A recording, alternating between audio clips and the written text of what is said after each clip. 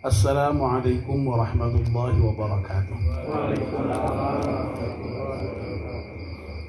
Bismillahirrahmanirrahim. Alhamdulillahi rabbil alamin. Wassalatu wassalamu ala asyrafil mursalin Sayyidina wa maulana Muhammadin wa ala alihi wa sahbihi ajma'in. Amma ba'd. Ibu-ibu, bapak-bapak, dan saudara-saudara sekalian, wabil khusus Bapak Haji Sri Widodo beserta ibu dan keluarga besar. Alhamdulillah, kita panjatkan syukur pada Allah Subhanahu wa Ta'ala yang pada malam hari ini atas limpahan rahmat dan nikmatnya kita bersama-sama bisa hadir di dalamnya Pak Haji Sri Widodo ini dalam rangka mendoakan almarhumah Ibu Fatma Bayi yang wafat kurang lebih 7 hari yang lalu. Dan ini malam yang terakhir, malam yang ke-7 kita mendoakan bersama. Doa kita tidak lain semoga almarhumah Ibu Fatma Bayi wafat dalam keadaan husnul khatimah. Semoga seluruh kesalahannya diampunkan oleh Allah Subhanahu wa Ta'ala dan seluruh amal baiknya diterima oleh Allah Subhanahu wa Ta'ala. Amin ya rabbal alamin. Kita juga mendoakan semoga seluruh keluarga yang ditinggalkan oleh Allah Subhanahu wa Ta'ala diberi kesabaran dan ketabahan. Amin. Amin ya rabbal alamin. Izinkan saya dalam pengajian kali ini tidak banyak memberikan tausiah ya, tapi lebih mendoakan saja ya, Ibu Fatma Bayi, dan nanti mungkin mengenang sedikit lalu ya, mudah-mudahan kita bisa mengambil iktibar dari Ibu Fatma Bayi. Bapak dan ibu-ibu yang dimuliakan Allah Subhanahu wa Ta'ala, meskipun sudah kita doakan bermalam-malam sampai 7 malam berturut-turut ini, saya masih ingin bersama-sama dengan bapak dan ibu mendoakan Ibu Fatma Bayi. Yang pertama, semoga Ibu Fatma Bayi ini termasuk golongan orang yang disabdakan Nabi.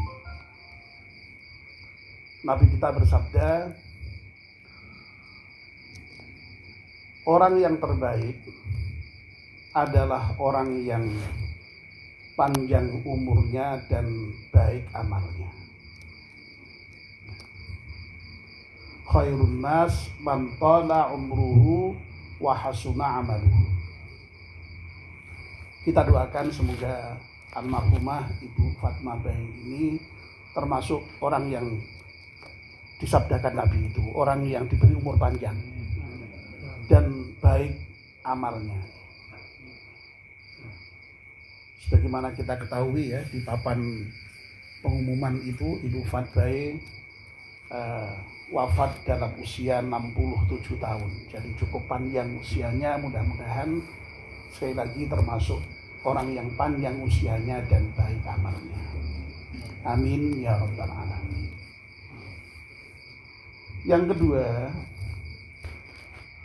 mudah-mudahan seluruh dosa-dosa Ibu Fatma Bayi ini diampunkan Allah Subhanahu wa Ta'ala.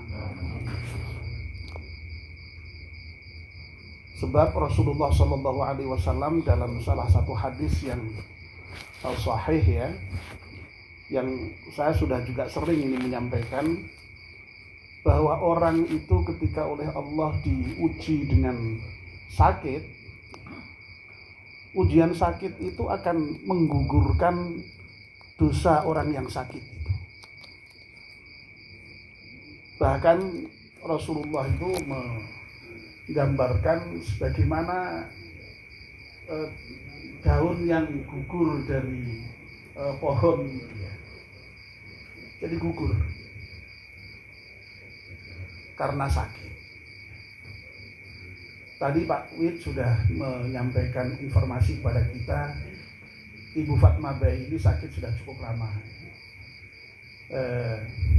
pernah jatuh sampai dengan operasi, kemudian sakit lagi sudah beberapa kali keluar masuk rumah sakit. Dan yang terakhir tadi sebagai disampaikan oleh Pak Wid, rupa-rupanya Allah menghendaki lain, dan Pak Wid sudah berusaha dengan segala kemampuan yang ada, termasuk tadi itu, ya, sampai tahapan terakhir dengan dipacu jantung, itu usaha dokter, ya. Dokter itu tentu saja itu berdasarkan ilmu, ya, dan kita tentu saja tidak mengetahui terkait dengan persoalan bagaimana menangani orang yang sakit itu. Nah, kita sudah pasrahkan sepenuhnya. Jadi dalam hal itu kita sepenuhnya ya mengikuti apa yang lakukan oleh dokter, karena dokter itu sudah berdasarkan. Dan dalam hal persoalan apapun, ya, fas'alu ahla dzikri in kuntum la ta'lamun. Kalau kamu tidak tahu tentang sesuatu, ya bertanyalah kepada ahli zikir, itu ahli ilmu dalam hal ini, tentang apa yang menjadi bidang keilmuan yang bersangkutan. Jadi insya Allah Pak Wid oleh Allah dicatat sebagai orang yang sudah melaksanakan perintah untuk ikhtiar semaksimal mungkin, ya. Dan mudah-mudahan ikhtiar itu dicatat oleh Allah Subhanahu wa Ta'ala sebagai amal baik. Amin ya rabbal alamin. Yang ketiga, ini yang barangkali mungkin jarang kita dengar.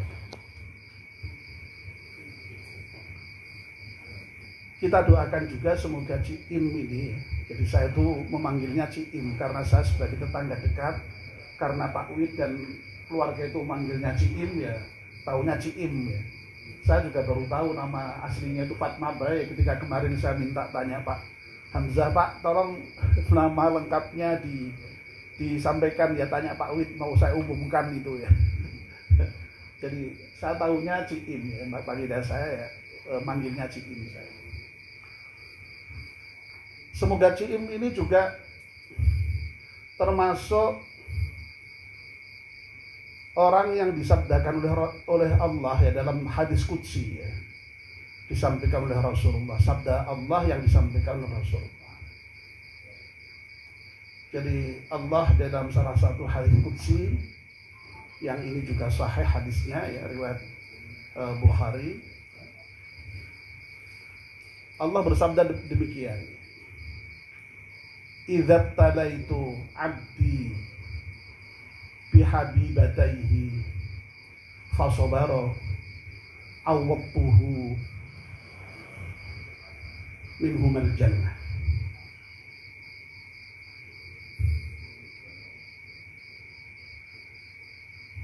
Apabila aku menguji seorang hamba dengan dua yang dicintainya, habibataihi yang secara letterlek artinya itu adalah dua yang dicintainya, tetapi yang dimaksud di situ adalah ainaihi, bi'ainaihi, dengan diuji tidak bisa melihat. Awwatuhu minhumal jannah, aku akan menggantinya dengan surga. Itu firman Allah di dalam hadis. Tadi Pak Wid sudah cerita, ya, bahwa Ciim itu ya memang tidak dikenal, ya, di lingkungan masyarakat kita di sini, ya, karena hampir selamanya di rumah Pak Wid. Nah, kenapa di rumah? Karena tidak bisa melihat, tunanetra. Tadi saya pastikan dari Pak Wid, memang dulu sebenarnya yang sejak kecil lahir itu satu, kemudian yang satu lagi itu tahun 94 ya, karena ada masalah di operasi malah kemudian menjadi tidak bisa melihat sama sekali. Ya memang di rumah, selama ini di rumah. Sehingga tadi betul kata Pak Wid, mungkin banyak yang tidak mengerti, tidak mengenal siapa itu ya saudaranya Bu Wid itu, karena memang sepenuhnya di rumah, tidak kemana-mana. Nah sekali lagi, Masya Allah ya, itu ujian yang luar biasa ya. Sampai ainaihi itu disebut oleh Allah dengan habibataihi, yang paling dicintai. Ya memang ya kedua mata inilah yang paling dicintai oleh manusia. Karena dengan mata inilah kita bisa melihat, kita bisa menikmati berbagai kenikmatan yang lain itu ya dengan mata ini. Kalau itu kemudian Allah ambil, ya tadi itu kemudian lalu betul-betul di dalam keadaan yang tentu saja sangat menderita. Tetapi sekali lagi, Allah rupa-rupanya memberikan balasan yang luar biasa, diganti dengan surga oleh Allah. Kalau sadar.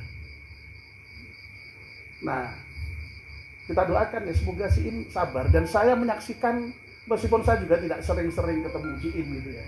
Jadi kalau kebetulan pas lewat si Im ada di samping pintu itu ya, atau saya pas lewat si Im ada di sini, atau pas lewat si Im sedang masak, ya saya hanya sekedar ya say hello, menyapa, apa kabar Ciim, baik Pak, ya itu yang suara yang sangat dengar gitu. Dan selama saya bertemu Ciim itu yang saya lihat kesabaran saya. Jadi insya Allah saya yakin gitu ya. Jadi Ciim termasuk orang yang sabar di dalam menerima musibah. Nah sehingga ya sekali lagi mudah-mudahan Ciim ini termasuk yang disabdakan oleh Allah sendiri dalam hadis qudsinya. Hadis qudsi itu, hadis qudsi maksud saya, kok angel banget tuh ya. Hadis qudsi itu adalah firman Allah tetapi melalui kata-kata Rasulullah ya. Jadi itu hadis qudsi ya. Nah, kalau hadis biasa ya hadis yang memang itu ucapan Rasulullah, meskipun yang ucapan Rasulullah itu juga merupakan wahyu dari Allah, sebab apa yang keluar dari Rasul itu ya wahyu ya. Wa ma yantiqu 'anil hawa in huwa illa wahyu yuha. Jadi Rasulullah itu tidak pernah ya berkata-kata dengan semaunya sendiri, tetapi apa yang disabdakan Rasul itu ya merupakan wahyu yang disampaikan oleh Jibril. Jadi sekali lagi ya kita doakan semoga Ciim ini yang sekarang di alam kubur ya ini sudah ya, mendapatkan nikmat kubur. Mudah-mudahan nanti pada saatnya dihisab, Ciim betul-betul dibalas oleh Allah Subhanahu wa taala dengan balasan surga sebagaimana dijanjikan langsung oleh Allah Subhanahu wa taala. Amin ya rabbal alamin. Bapak dan ibu-ibu yang dimuliakan Allah Subhanahu wa taala. Kita sudah sering mendengar ungkapan kafa bil mauti wa'idu. Cukuplah kematian itu sebagai mau'idhah. Jadi kalau kita ini orang yang bisa menggunakan pikiran dengan jernih, ya, akal dengan baik, ya, insya Allah ketika ada peristiwa kematian itu, ya kita pastilah bisa mengambil pelajaran dari peristiwa kematian itu. Ya. Pelajaran yang paling penting tentu saja ya, sebagaimana yang sering sekali disampaikan oleh Pak Jazuli itu ya, sekarang ini kita dalam keadaan melayat, nanti pada saatnya kita akan dilayat oleh orang. Ya. Itu pelajaran yang paling penting. Tetapi sungguhnya juga ada pelajaran yang lain. Ya. Pelajaran yang lain ya, kita bisa mengambil ibrah dari orang yang wafat itu, terutama dari sisi kebaikannya itu. Makanya kita itu diperintahkan Nabi kita Muhammad SAW untuk ingat, untuk menyebut kebaikan orang-orang yang sudah wafat itu. Uzkuru mahasina mautakum. Ingatlah kalian, ya. Sebut-sebutlah oleh kalian kebaikan-kebaikan orang yang sudah wafat di antara kalian. Jadi yang diminta untuk disebut-sebut, yang diceritakan itu kebaikan-kebaikannya. Kalau keburukan-keburukannya tidak boleh itu diceritakan. Ya. Dan saya yakin ya, seburuk apapun orang itu pasti punya sisi kebaikan. Orang itu kan ya nggak ada yang baik 100% atau buruk 100%. Sekecil apapun ada kebaikan. Nah kebaikannya itu yang semoga menjadi pelajaran bagi kita. Itulah diantara misalnya hikmah kenapa lalu ada acara memperingati kematian yang kemudian disebut dengan haul itu ya. Biasanya dalam haul itu kan dibacakan manakib ya. Manakib itu ya semacam riwayat hidup lah ya, dari yang kita hauli itu, kita peringati kematiannya. Tujuannya apa? Ya tujuannya tidak lain ya tadi itu. Ya, dengan disebut-sebut kebaikannya, dengan diceritakan sejarahnya yang baik-baik itu, lalu itu bisa menjadi pelajaran ya, bagi orang yang mendengarkan. Ya, tentu saja memang ya di samping mendoakan yang bersangkutan ya, yang wafat itu, tetapi sesungguhnya yang datang melayat itu pun juga mendapatkan manfaat. Jadi manfaat itu bisa tidak hanya bagi yang wafat, tetapi yang hidup pun juga mendapatkan manfaat dari acara semacam ini. Ya, kita datang semacam ini kan juga mendapat manfaat kan. Manfaat bisa bersilaturahim dengan keluarga Pak Wid, bisa bersilaturahim dengan sesama warga. Ya, tentu saja kita berzikir itu sendiri, zikirnya pasti kita yang membaca pasti berpahala. Ya, pahalanya juga untuk yang wafat itu luar biasa kan.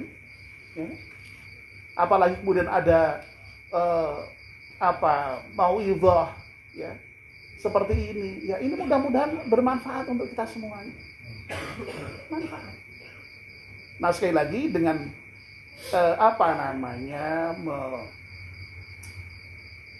menceritakan kebaikan orang-orang yang wafat itu, kita mendapatkan inspirasi, mendapatkan ibrah, pelajaran ya dari kebaikan orang-orang yang wafat. Nah, terkait dengan Ciim, ya, saya yakin kita belajar dari betapa kesabaran Ciim ini di dalam menerima musibah. Kita ini kan Masya Allah ya,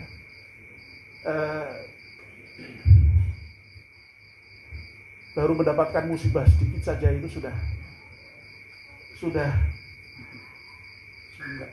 apa bahasa Jawanya apa Pak ya? Gresulo Pak. Gresulo ya. Kita coba bayangkan ya, musibah yang rasakan orang seperti Ciim ya, yang tidak bisa melihat itu kayak apa ya. Kita tuh baru apa namanya kok sampai tidak bisa melihat. Wong lagi belekan wae lho. Lagi belekan wis sambate ora karuan. Masya Allah. Ya Allah ya, betapa itu. Jadi kita bisa belajar banyak dari Ciim. Nah mudah-mudahan ya kita ini termasuk juga orang-orang yang sabar ketika mendapatkan musibah apapun. Kemarin ketika Ciim sedang dalam keadaan sehabis operasi Pak Wid ya, itu ya sok duduk di sini ya Allah, berjemur itu saya ya, Ciim apa kabar ya, masih dengan senyum, alhamdulillah baik Pak ya. Itu saya tuh ya Allah rasanya tuh kan ya Masya Allah. Sekali lagi mudah-mudahan kita bisa belajar dari Ciim. Dan tentu saja satu hal lagi yang barangkali saya perlu sebutkan ya. Jadi mohon maaf Pak Wid, ini saya sebutkan juga mungkin ya, Ciim ini kan kebetulan juga tidak dikaruniai putra walinya. Nah ya artinya makanya jadi justru itu ya. Jadi sampai juga Allah belum memberikan kesempatan untuk menikah sehingga tidak punya putra. Ya alhamdulillah ya, kita ini luar biasa ya. Ini saya lihat dari mulai hari pertama sampai dengan terakhir penuh semua ini, bapak-bapak di depan penuh, ibu-ibu di dalam penuh ya. Ini mudah-mudahan merupakan bagian dari kita yang merupakan orang muslim yang punya kewajiban untuk mendoakan muslim yang lain. Ya mudah-mudahan nanti ya memang kita selalu berharapkan ya waladun sholihun yad'ulah ya, kita punya anak soleh yang mendoakan kedua orang tua. Tapi dalam kasus yang memang Allah tidak memberikan, ya kita inilah ya, orang-orang muslimat yang harus mendoakan ya. Dan itu sudah kita lakukan ya. Makanya doa kita itu Allahumma ighfir lil muslimina wal muslimat wal mu'minina wal mu'minat al ahya'i minhum wal amwat, baik yang masih hidup maupun yang sudah meninggal. Ya ini saya yakin sebagian tahu lah, meskipun sebagian tidak tahu kalau Ciim ini tadi digambarkan Pak Wid tidak tahu tadi, tapi sebagian tahu, dan karena tahunya itu maka menunjukkan perhatian khusus ya. Di samping ya karena Pak Wid selama ini ya dalam hal pengajian selalu datang, sehingga ini kan hidup bermasyarakat ya seperti ini, berbalas ya. Kalau kita baik insya Allah orang akan membalas baik ya. Kalau kita rajin pengajian insya Allah kalau pas kita waktunya pengajian ya didatangi pengajian. Itu kan sudah menjadi hukum alam saya kira ya. Nah, ini merupakan bagian dari mudah-mudahan dicatat oleh Allah sebagai kita sebagai orang muslim muslimat yang mendoakan saudaranya yang dipanggil Allah Subhanahu wa taala. Nah, tentu saja ya kita doakan semoga putra-putra Pak Wid ya,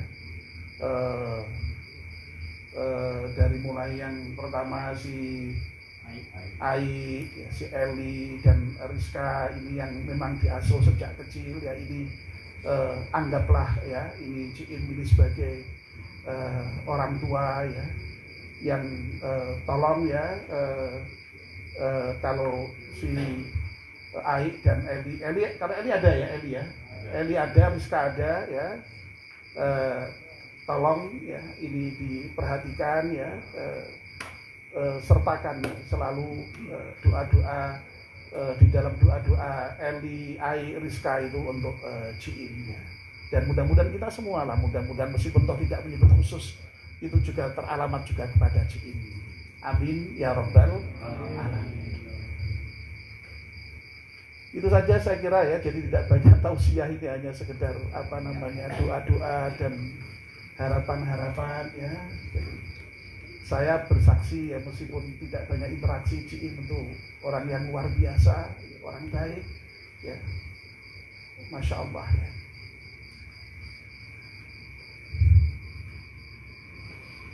Demikian Bapak dan Ibu yang bisa kami sampaikan, semoga ada manfaatnya.